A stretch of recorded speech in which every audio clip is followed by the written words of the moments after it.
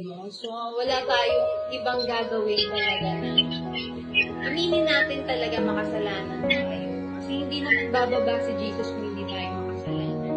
So, yun kasi yung tinatak sa atin ng mundo na basta wala kang tinatapakan, wala kang pero hindi yan, sabi nga po nila, wag tayo magsisinungaling, lahat naman tayo magsisinungaling.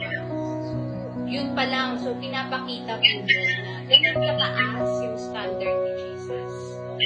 Pagsisinungaling pa lang, di ba? Sino sa mata ni Jesus yun? So yun, ano pa ba? Huwag tayo magnanakaw.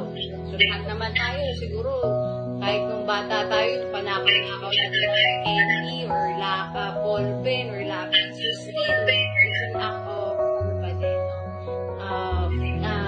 pagnanakaw.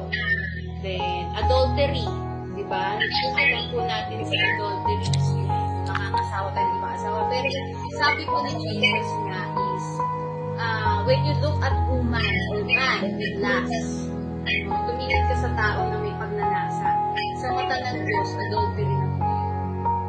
Ganon po kataas yung standard ni Jesus.